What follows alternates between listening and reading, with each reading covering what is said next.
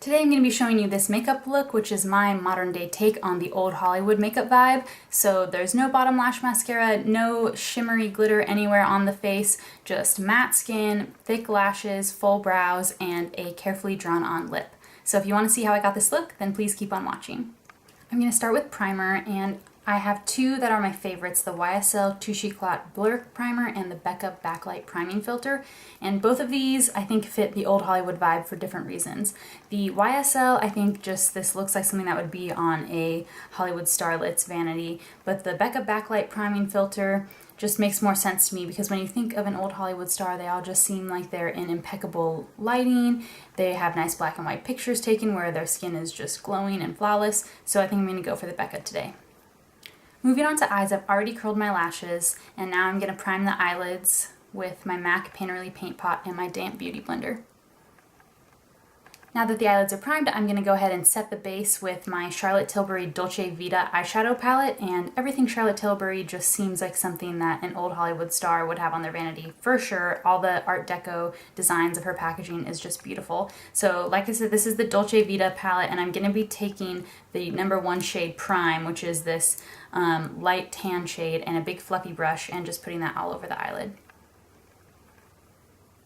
And that's it for the eyeshadow. I'm just going to use the one shimmery shade to kind of set the base because I'm going for more of an Audrey Hepburn old Hollywood vibe, not so much anything vampy with a dramatic smoky eye, just simple eyelid and then a thick winged liner. So to do my winged eyeliner, I'm going to use my favorite combo, which is the Maybelline Unstoppable eyeliner and the NYX Epic Ink liner to do a dramatic thick wing. I'm going to go in with my Tarte Gifted Mascara, which is actually probably my holy grail mascara. And I'm going to use it because you can go in with layer after layer of this stuff and it just makes your lashes fluffy. It doesn't really make them super spidery and thick. They just get fluffier and fluffier and thicker. So that's with a few coats of mascara on, and I'll probably keep applying it throughout this video because I think when you're going for the old Hollywood vibe, you're just constantly combing your lashes and your brows all day long in front of your Art Deco vanity, just like Audrey Hepburn. And now to go on with the rest of the face, I think for the old Hollywood vibe, they really have kind of a simple face. We're not going to have a stripe of highlight and a stripe of contour, but they really have kind of an even, flawless, absolutely flawless base. So I'm going to use my Smashbox Studio Skin Foundation and kind of apply several layers to get a real full coverage. And I'm just applying my foundation with my damp beauty blender. I chose this foundation because it's my favorite full coverage foundation with a more matte effect that I have in my collection right now. So I use several pumps of that to coat the whole face, but I still have a few blemishes peeking through, and normally I never use cream concealer on them, but today to really get that extremely flawless base that you would see in a movie star, I'm going to use my Benefit Boing concealer in 01, and I'm just going to use that on my ring finger and kind of dab that onto any really dark blemishes I have. And then once I get this on, I'll blend it out again with my beauty blender and whatever foundation's left over on it. So I did my best with some cream concealer, and now I'm going to use under eye concealer, and I don't want anything that's going to give that super sculpted, bright highlighted under eye look, just something more natural that's just going to cancel out my dark circles.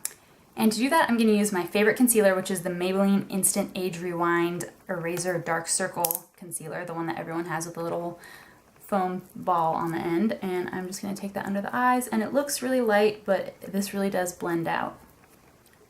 And now with the concealer blended out, I'm just going to set it using my Laura Mercier Translucent Powder.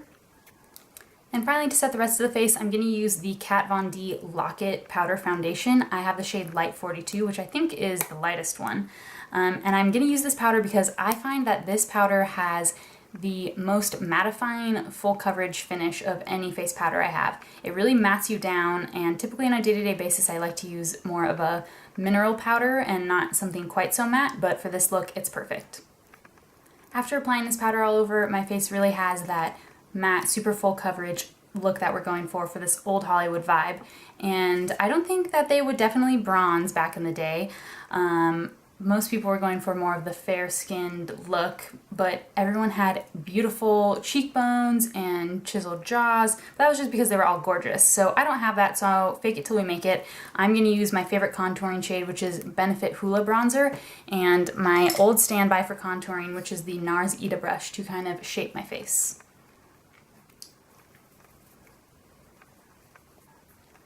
And now that I'm way more sculpted than I would ever be in everyday life, but this is kind of the amount of sculpting that I think you would have if you were going to be a movie star, I'm going to move on to blush because I don't think that they were using, you know, Anastasia highlighter back in, you know, the 40s, 50s, 60s, which is kind of the old Hollywood time period that I'm thinking of. So I'm going to use this Frankie Rose Cosmetics blush in the shade Rush, which is this dark middle one right here, because I think that this is the most classic looking blush I have, and also darkest color because I'm imagining you would be wearing kind of a darker blush to stand out in black and white photos. This blush also reminds me of the MAC Frankly Scarlet blush, which is that bright red one. I don't have anything like that in my collection, so this kind of plum berry shade is the closest that I can get. The last part of the face is brows, and I'm going to be using my IT Cosmetics Brow Power kind of dual-ended pencil, and I'm going to use this one because it's a little thicker and darker than my Anastasia Brow Wiz, and I just don't imagine an old Hollywood star using, you know, a dip brow pomade. I would think they would be using more of a pencil or maybe even a powder, but I'm like this because I can brush up my brows and then fill them in really dark and strong because this is a wider pencil tip. If you feel like you're going a little too heavy-handed with your brow product, don't worry. Audrey Hepburn was rocking the thick brow, and you can too. As you can see, that brow pencil really beefs up the brows a lot, and it's really dark and thick. So to beef them up even more, to get those complete Audrey Hepburn Breakfast at Tiffany vibe, I'm going to use my Benefit Gimme Brow in the shade 3 to add even a little more color and keep them in place. Finally, to finish off the look, I imagine any old Hollywood movie star to be carefully drawing on their lipstick for probably 20 minutes before ever leaving the house. So to do that, I'm going to use the Kevyn Aucoin Flesh Tone Lip Pencil in the shade Medium, and then of course I'm going to go over top of that with my Chanel lipstick, and this is the Rouge Coco in number 402 Adrienne, which I think sounds like a movie star name, and just Chanel packaging, of course, looks like a classic woman would be using this, so it fits the vibe perfectly. After carefully sculpting out my lips with the liner, I'm going to go on top with the lipstick now. And this lipstick gives more of a satin matte finish, which I think is way more classic. I don't really imagine any old Hollywood starlet with glossy lips or super shiny anywhere on their face. So no highlighter, no glossy lips, no inner corner highlight or dramatic eyeshadow, just really classic, full brows, full lashes, full liner, and a very nice matte defined face.